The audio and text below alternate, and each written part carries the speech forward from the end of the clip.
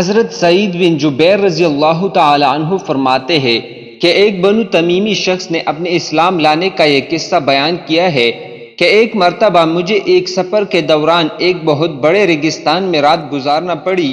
اس خوفناک ریگستان میں میری اونٹنی میرے ساتھ تھی اور میں بالکل تنہا تھا۔ رات کا وقت تھا۔ میں نے اونٹنی کو ایک جگہ بٹھایا اور خود لیٹ گیا، اور سو جانے سے پہلے میں نے یہ پڑھا، اس وادی کے برے جن کے ساتھ میں پناہ مانگتا ہوں۔ یہ پڑھ کر میں سو گیا۔ سونے کے بعد میں نے خواب میں دیکھا کہ ایک قوی ہیکل جوان جس کے ہاتھ میں ایک خنجر ہے آیا، اور آتے ہی وہ خنجر اس نے میری اونٹنی کے حلق پر رکھ دیا۔ یہ دیکھتے ہی میں گھبرا کر جاگ اٹھا اور ارد گرد دیکھنے لگا، مگر کوئی چیز نظر نہ آئی۔ میں اسے یوں ہی وہم و خیال سمجھ کر پھر سو گیا۔ دوبارہ پھر وہی جوان ہاتھ میں خنجر لیے نظر آیا۔ اس نے خنجر پھر میری اونٹنی کے گلے پر رکھ دیا۔ میں پھر چونک پڑا اور دیکھا کہ میری اونٹنی بھی کانپ رہی ہے۔ میں پھر سو گیا اور تیسری مرتبہ پھر یہی قصہ دیکھا، اور اب تو میں ڈر کر اور گھبرا کر جاگ اٹھا۔ میں نے دیکھا کہ اونٹنی بھی ڈر کے مارے بہت کانپ رہی ہے۔ میں نے پیچھے موڑ کر دیکھا تو وہی جوان ہاتھ میں خنجر لیے کھڑا نظر آیا، اور اس کے ساتھ ایک بوڑھا شخص بھی دیکھا جس نے اس جوان کا ہاتھ پکڑ رکھا تھا اور اونٹنی کے قریب آنے سے روک رکھا تھا، اور وہ دونوں آپس میں لڑ جھگڑ رہے تھے۔ تھوڑی دیر میں 3 بڑے بڑے بیل وہاں آ گئے، اور اس بوڑھے نے اس جوان سے کہا کہ ان بیلوں میں سے جو بیل چاہو اس میرے پڑوسی آدمی کی اونٹنی کے بدلے میں لے لو، مگر میرے پڑوسی آدمی کی اونٹنی کو ہاتھ نہ لگاؤ۔ چنانچہ وہ جوان آگے بڑھا اور ان بیلوں میں ایک بیل اس نے پکڑ لیا اور اس سے لے کر وہاں سے چلا گیا۔ پھر وہ بوڑھا شخص مجھ سے مخاطب ہو کر کہنے لگا کہ دیکھو بھائی، اب تم لوگ اس قسم کی ڈراؤنی جگہوں میں کسی جن کے ساتھ پناہ نہ مانگا کرو، اس لیے کہ اب ان کا زور اور طلسم ٹوٹ چکا ہے۔ اب تم یوں کہا کرو، میں محمد صلی اللہ علیہ وسلم کے رب کے ساتھ پناہ مانگتا ہوں اس وادی کے ہول سے۔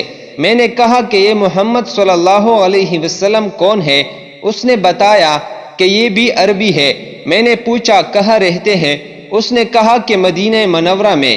میں یہ سن کر انتہائی شوق میں اپنی اونٹنی پر سوار ہوا اور سیدھا مدینہ منورہ آ پہنچا، اور حضور نبی کریم صلی اللہ علیہ وسلم کی خدمت میں حاضر ہو گیا۔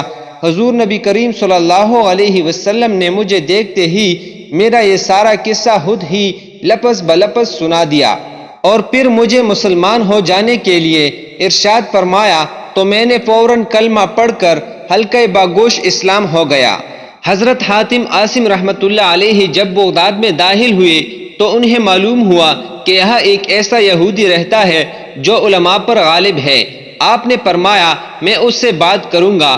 چنانچہ جب یہودی حاضر ہوا تو اس نے حضرت حاتم عاصم سے پوچھا کہ کوئی ایسی چیز ہے جس کو اللہ تعالی نہیں جانتا، اور کون سی ایسی چیز ہے جو اللہ تعالی کے پاس موجود نہیں ہے، اور کون سی ایسی چیز ہے جو اللہ تعالی کے خزانوں میں نہیں ہے، اور کوئی ایسی چیز ہے جس کے بارے میں اللہ تعالی بندوں سے پوچھے گا، اور کون سی ایسی چیز ہے جس کو اللہ تعالی بانتا ہے، اور کون سی ایسی چیز ہے جس کو اللہ تعالی کھولتا ہے۔ حضرت حاتم عاصم رحمۃ اللہ علیہ نے یہودی سے پوچھا اگر میں تیرے سوالوں کا جواب دے دوں تو اسلام کا اقرار کرے گا؟ اس نے کہا ہاں۔ اس کے بعد حضرت حاتم عاصم رحمۃ اللہ علیہ نے فرمایا کہ جس چیز کو اللہ تعالی نہیں جانتا وہ اس کا شریک یا اس کا لڑکا ہے، اس لیے کہ اللہ تعالی اپنے لیے شریک یا لڑکا نہیں جانتا، اور جو چیز اللہ تعالی کے پاس نہیں ہے وہ ظلم ہے۔